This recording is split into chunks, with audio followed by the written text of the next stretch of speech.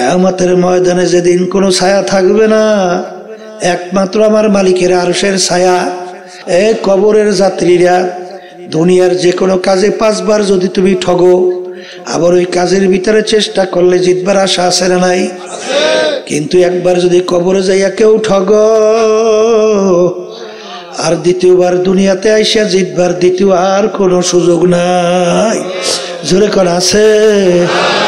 যদি নাই থাকে, আর দুনিয়া মাজরাতুল আখিরাহ, এই দুনিয়াটা হইল আখিরাতের সম্বল সম্পদ কামাই করার জায়গা। হে বড়লোক আমার বাবারা, হে ধনী আমার বাবারা, হে ক্ষমতা সম্পন্ন আমার বাবারা, হে সম্মানিত আমার বাবারা, হে শিক্ষিত আমার বাবারা, মনে করছো আমরা হুজুররা কিছু বুঝি না। বাজান বুঝা শুনে কিন্তু টুপি মাথায় রাখছি, আল্লাহু আকবার সুন্নাত তরিকায় দাঁড়িয়ে রাখছি। বাজান 3.5 হাত বডি সুন্নাত তরিকায় সাজাবার আল্লাহর মধ্যে চেষ্টা করি, আল্লাহর হুকুম নবীর তরিকা অনুযায়ী চলার চেষ্টা করি। কারণ ভালো করে চিন্তা ভাবনা কইরা দেখলাম দুনিয়া কিন্তু ক্ষণস্থায়ী। আল্লাহ রাসূল সাল্লাল্লাহু আলাইহি ওয়াসাল্লাম বলে, কেউ যদি আখিরাতকে খুশি করো, দুনিয়া বেজার হবেই হবে। আবার কেউ যদি দুনিয়াকে খুশি করো, আখিরাত বেজার হবেই হবে। দুটোটাকে একসঙ্গে খুশি রাখা যায় না।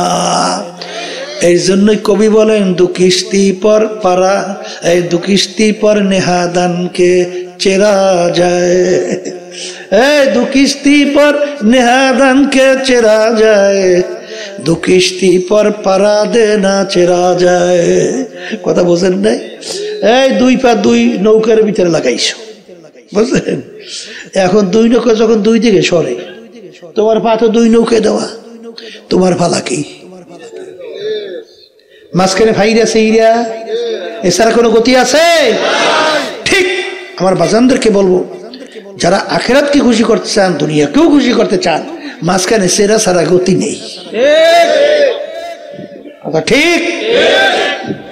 এখন এক শ্রেণী আমার বাজানরা আছে, শোনেন, হাদিসের মধ্যে আল্লাহ রাসূল সাল্লাল্লাহু আলাইহি ওয়াসাল্লাম বলে, কিয়ামতের ময়দান যেদিন অন্য কোনো ছায়া থাকবে না।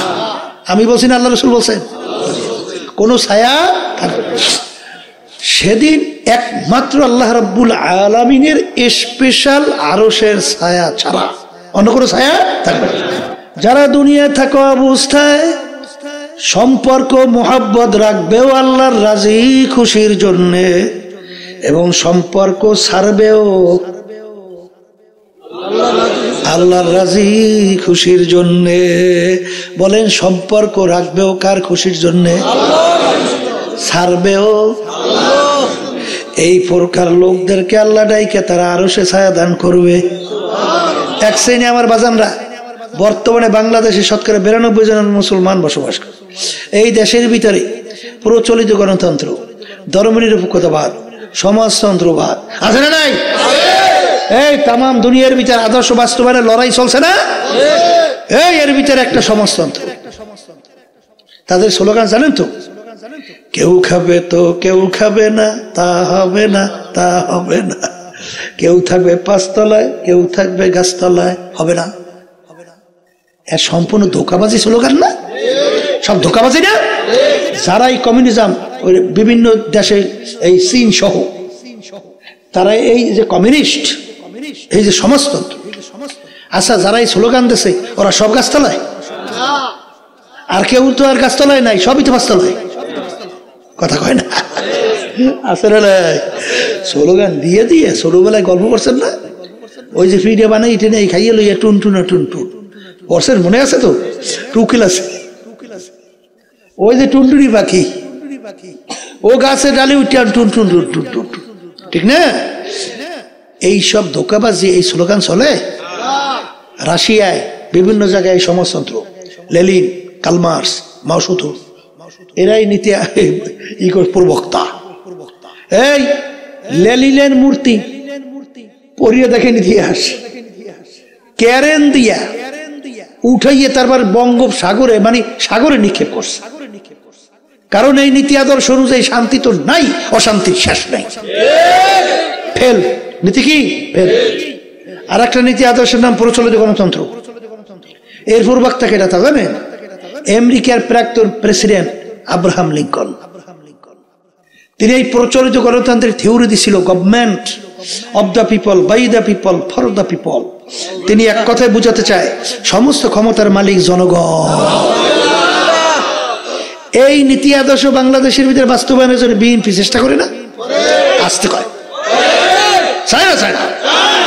তারা এই প্রচলিত গণতন্ত্র চায় না? জাতীয় পার্টি, ওই আওয়ামী লীগ চায়। কথা ঠিক না? ঠিক। এই মানব রচিত তন্ত্রমন্ত্র, ঠিক? আমি বাজানদেরকে বলবো, এই নীতি আদর্শ শান্তি আছে? আসতে কয় যদি শান্তি থাকতো, সংক্ষেপে বলি, তাম দুনিয়ার মধ্যে, এটা পূর্ববক্তা তো আমেরিকা, সে আমেরিকার মধ্যে যত বেশি আত্মহত্যা হয় সেই দেশটার নাম হলো আমেরিকা। আমি বলছি না? ঠিক বলছি? আচ্ছা বলেন তো, আত্মহত্যা পথ যাদের ঈমান নাই কখন বাঁচে? যখন অশান্তির চরম পর্যায়ে পৌঁছে যায়। যাদের ঈমান নাই তারা কিন্তু তখন আত্মহত্যার পথ কি নেয়? বেছে নেয়। তাইলে যদি তোর এই নীতি আদর্শের মাধ্যমে শান্তি আসতো, তাহলে তো প্রথম দেখতাম আমেরিকায়। আসতে কয় তাহলে ওখানে যে অশান্তির আগুন দাউ দাউ করিয়া জ্বলছে। এই কি গণতন্ত্র? আজকে ফিলিস্তিন নিরীহ আমার ভাইদেরকে, আমার মাদেরকে, আমার মায়ের কোলে দুধ পানকারী বাচ্চাটাকে এইভাবে সহযোগিতার মাধ্যমে বোমা দিয়া হাজার হাজার আমার মা বোনদেরকে, বাচ্চাদেরকে মাইরা ফেলায়, তাম দুনিয়া অশান্তির আগুন জ্বালাইয়ে রাখে। এই নীতি আদর্শ শান্তি আসে? আসতে কয় ধর্মনিরপেক্ষতাবাদ, যেটা বাস্তবায়ন করতেছিল আওয়ামী লীগ, কয় না ধর্মনিরপেক্ষবাদ? কোথার থেকে নিয়ে আসছে তা জানেন তো? বলেন ভারত থেকে।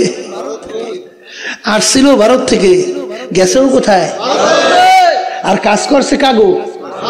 আসতে কয় ও কইতে কই দিদা করেন নাকি?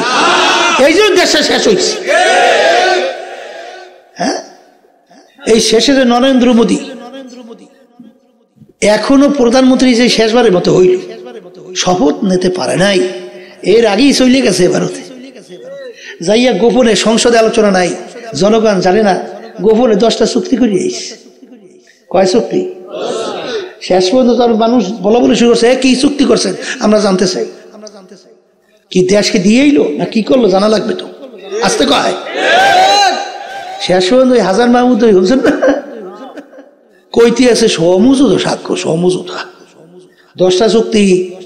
তার ভিতরে একটা আছে ট্রানজিট। আসলে ট্রানজিটের নামে ধোঁকাবাজি। ট্রানজিট বলা হয় আপনি এক দেশ পার হইয়া অন্য দেশে যাবেন, এই মাঝখানে যে রুট ব্যবহার করবেন এইটাকে বলা হয় ট্রানজিট। আর এই ট্রানজিটটা আন্তর্জাতিক আইনে বৈধ। কথা বোঝেন নাকি বোঝেন নাই? কিন্তু ভারত যে আমাদের দেশ থেকে প্রায় 250 কিলোমিটারের মতো রাস্তা, এই যে চুক্তিতে দিয়ে আসলো, যেখান থেকে শুরু করে অন্য জায়গায় ঢুকবে, এর পরে অন্য দেশে যাওয়ার কোনো রাস্তা নাই। অর্থাৎ তার দেশ থেকে তার দেশে ঢোকা, এটাকে ট্রানজিট বলেন, এটা করিডোর বলে। কি বলে? করিডোর। ওদিকে দেখেন 200-250 কিলোমিটার বা 250 কিলোমিটার রাস্তা দিয়ে দিল স্বার্থ ছাড়া ভারতকে। ওদিকে আমাদের ভুটান এবং এই বিভিন্ন দেশে পৌঁছতে মাত্র 17 থেকে 18 কিলোমিটার রাস্তা ট্রানজিট। এত ভাবে আমরা বাংলাদেশ যাওয়ার পরেও আমাদেরকে সেই ট্রানজিট কিন্তু দেয় নাই। এই চুক্তি করিয়ে আসছে। সেনাবাহিনী তাদের ভারতের থাকবে, কি নেয় বা না নেয় আমাদের বাংলাদেশের কেউ খবর লইতে পারবে না, জানতেও পারবে না। এই আইন করিয়ে আসছে, দেখতেও পারবে না। তাই যদি ভারতের সেনাবাহিনী আমাদের বাংলাদেশে ঢোকে আর দেশ থাকে? আমার আব্বাজান রহমতুল্লাহি আলাইহি দেখেন কত বড় তীক্ষ্ণতা। আল্লাহু আকবার।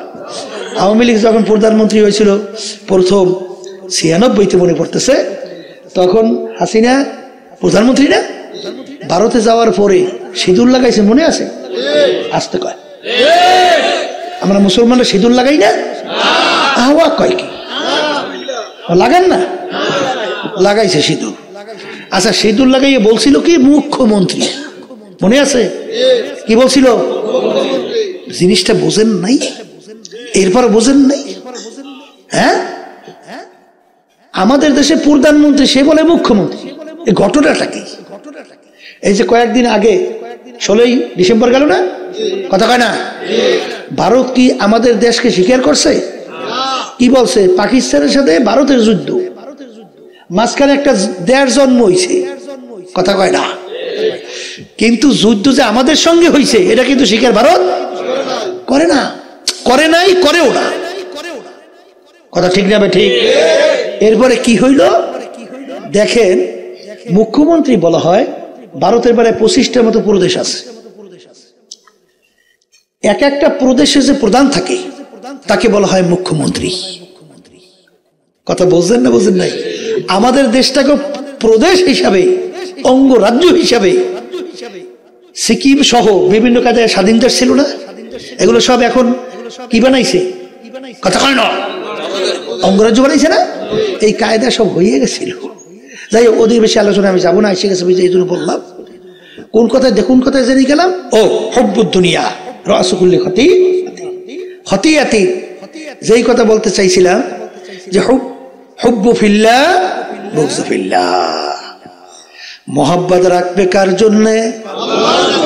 মোহাব্বত ছাড়বেও কার জন্যে? এই প্রকার লোক দেখে আমার মালিক ডাইকা তার স্পেশাল আরশে ছায়াদান করবে।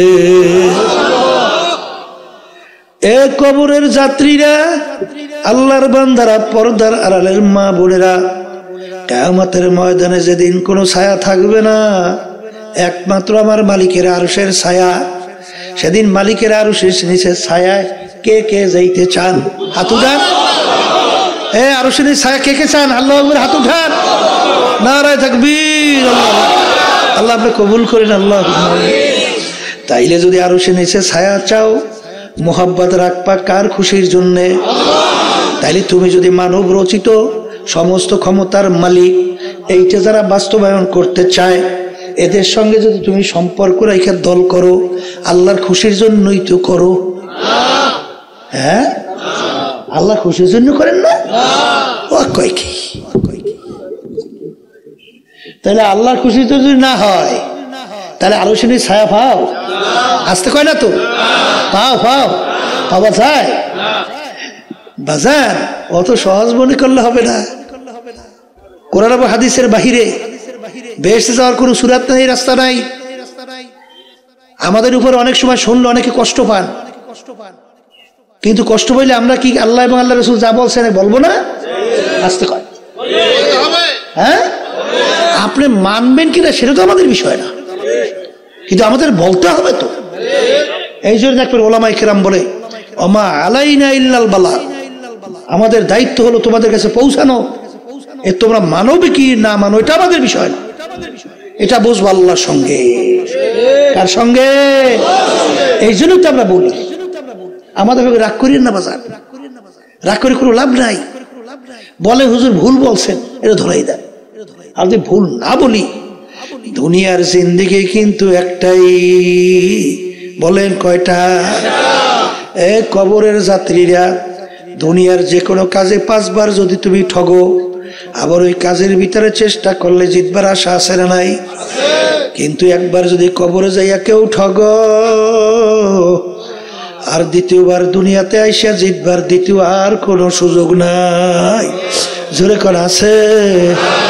যদি নাই থাকে, আর দুনিয়া মাজরাতুল আখিরা, এই দুনিয়াটা হইল আখিরাতের সম্বল সম্পদ কামাই করার জায়গা।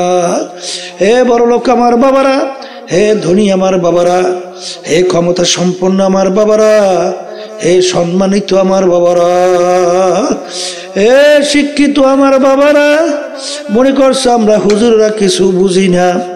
বাজান বুঝা শূন্য, কিন্তু টুপি মাথায় রাখছি, আল্লাহু আকবার সুন্নাত তরিকায় দাঁড়িয়ে রাখছি। বাজান 3.5 হাত বডি সুন্নাত তরিকায় সাজাবার আল্লাহর মতো চেষ্টা করি, আল্লাহর হুকুম নবীর তরিকা অনুযায়ী চলার চেষ্টা করি। কারণ ভালো করে চিন্তা ভাবনা কইরা দেখলাম, দুনিয়া কিন্তু ক্ষণস্থায়ী, বাজানরা কেমন ক্ষণস্থায়ী, যার যত বয়স হয়েছে একটু পিছনের দিকে তাকাইয়া দেখে, মনে হয় যেন সব কালকের ঘটনা। ল্যাংটইয়া দৌড়াদৌড়ি করছিলাম, এখনো মনে পড়ে কি পড়ে না। ওদিকে এখন আয়নার সামনে যখন চেহারার দিকে তাকাই, দেখি কালা দাড়িগুলা পাইকা সাদা হওয়া শুরু করলো। আল্লাহ, দাঁতগুলা পইরা বোকরা হইয়া গেল। আরে কত মানুষ নিয়ে একসঙ্গে বাজার করলাম, কত চায়ের টেবিলে চা খাইলাম, গল্পের টেবিলে গল্প করলাম। এখন বাজারে যাইয়া দেখি সেই লোকগুলাকে আর বাজারে দেখা যায় না।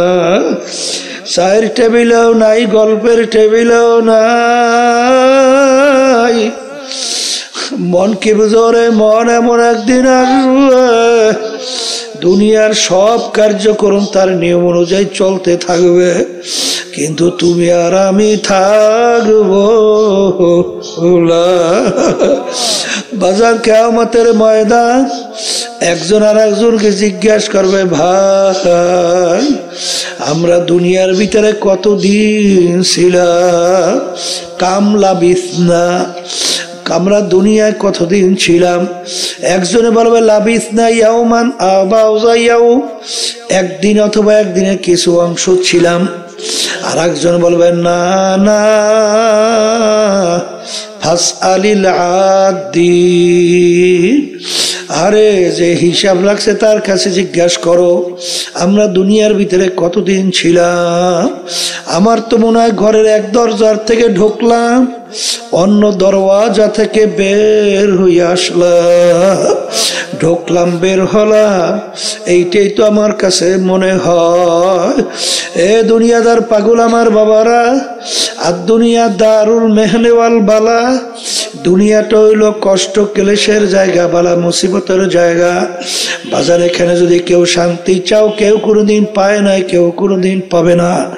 এ আল্লাহর বান্দারা, পর্দা আলে মা বোনেরা, এই ঠান্ডা, এই গরম, এই ছেলে কথা শোনে না, মেয়ে কথা মানে না, স্ত্রী কথা শোনে না, আবার স্বামীরা কথা মানে না। আরে অশান্তির কোনো শেষ নাই, শত্রু মিত্রুর কোনো শেষ নাই। আরে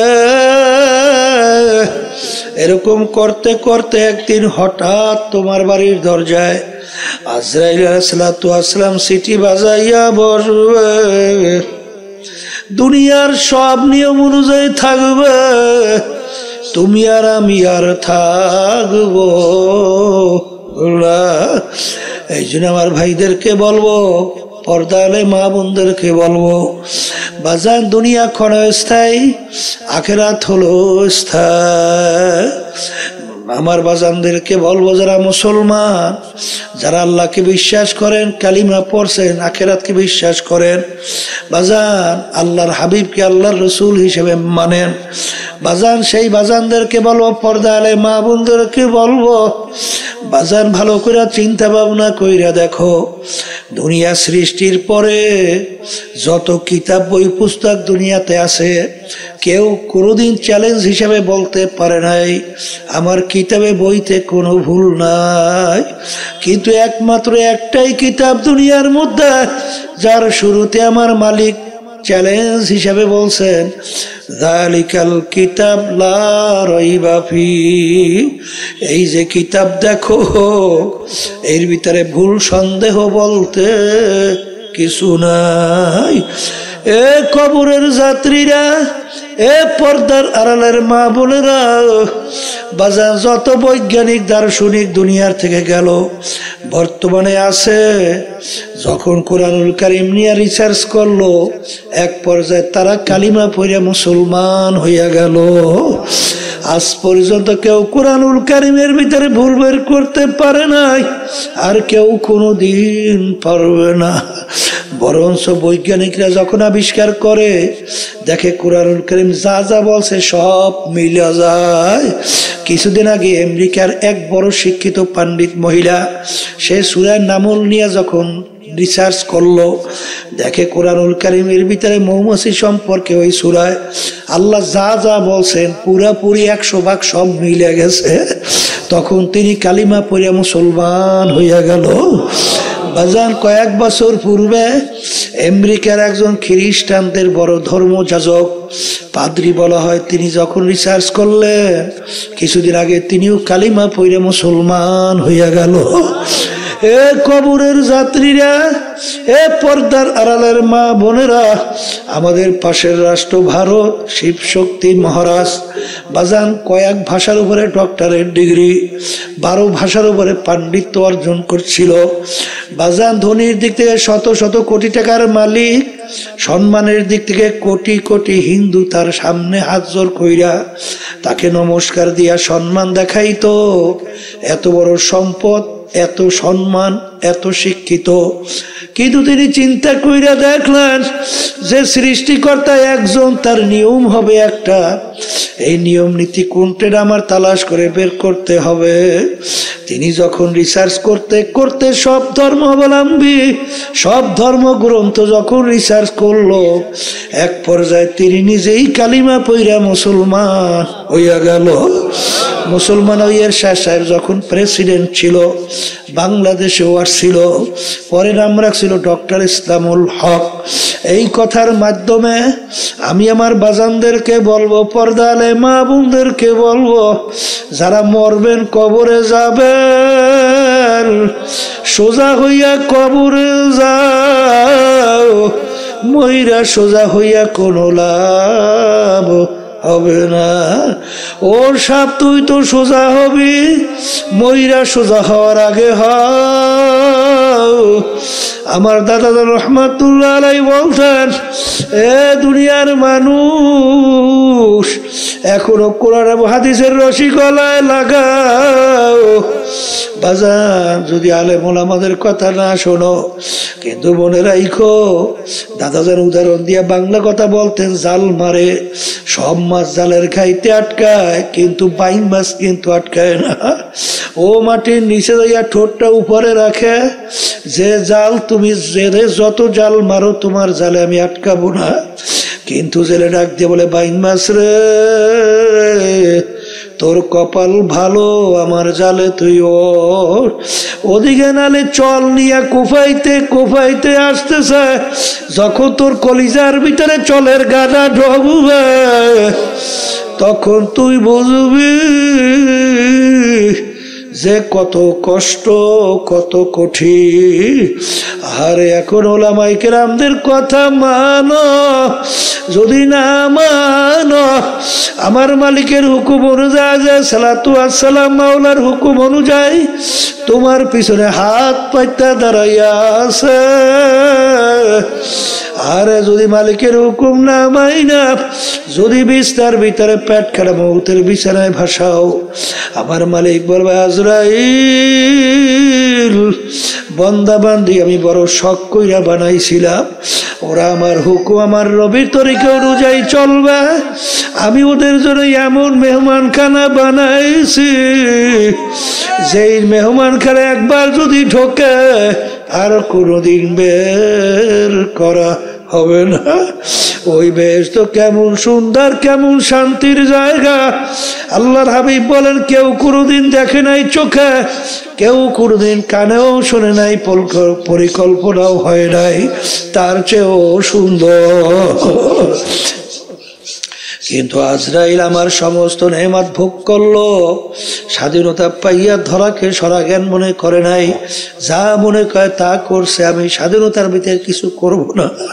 পরীক্ষার হলের মধ্যে ছাত্রছাত্রী পরীক্ষা দেয় 3 ঘন্টার জন্য স্বাধীনতা, যা মনে করে তা লিখবে, বাধা দেওয়ার কোনো আইন নাই।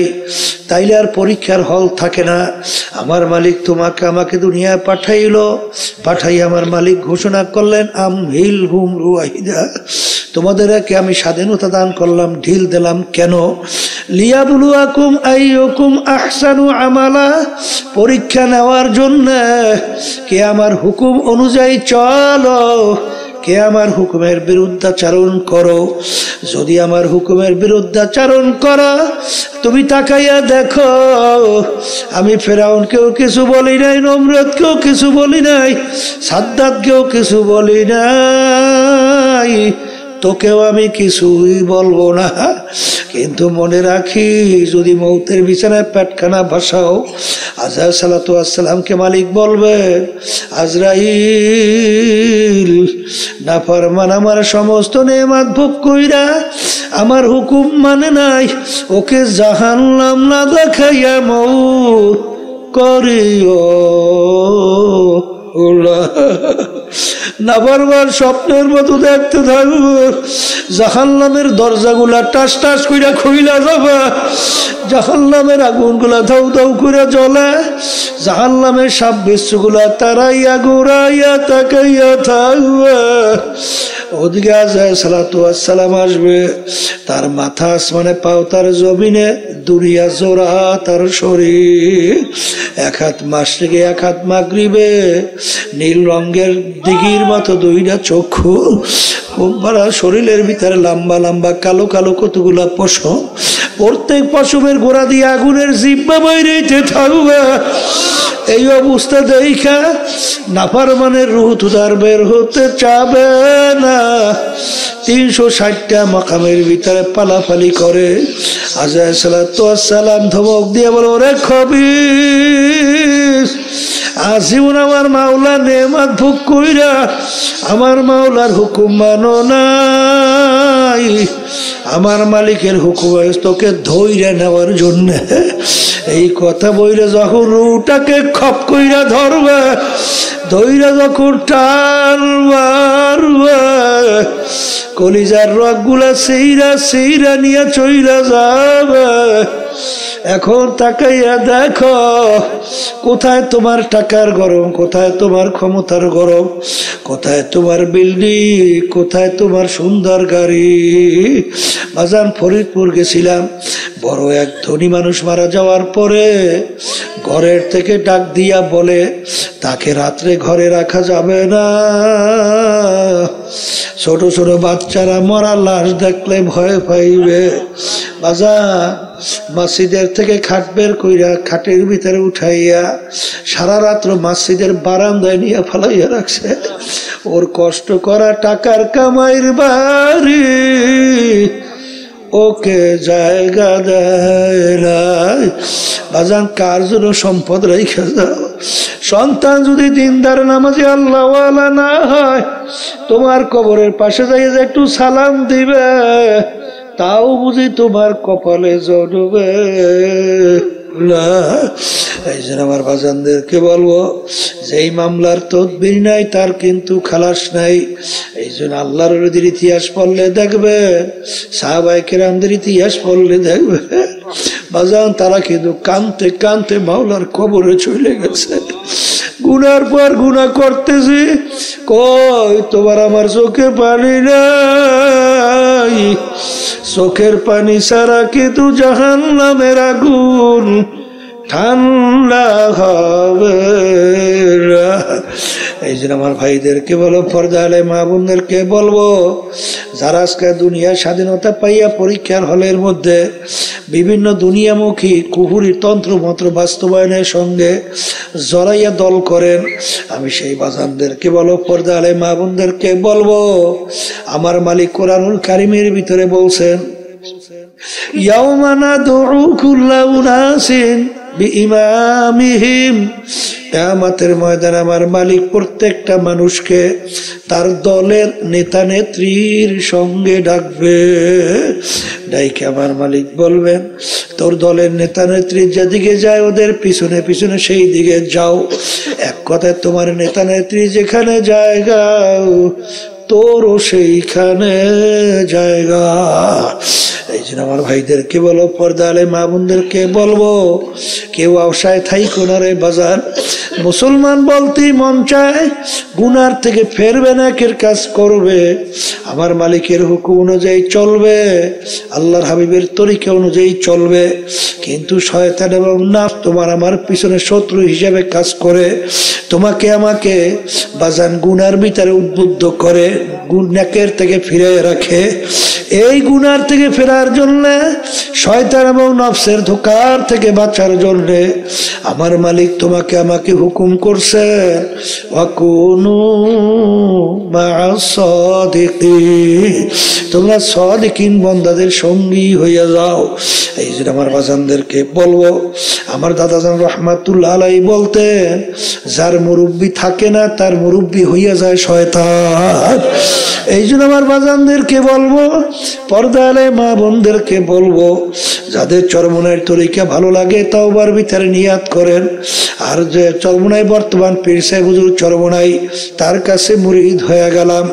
আর যাদের চরমনাইয়ের তরিকা ভালো লাগে না, যে কোনো সহি তরিকায় যান, মালিকের পাগল হন, দুই চোখের পানি নিয়ে কলম নরম কইরা আল্লাহর হুকুম নবীর তরিকা অনুযায়ী চইলা তারপর কবরে রওনা দেন।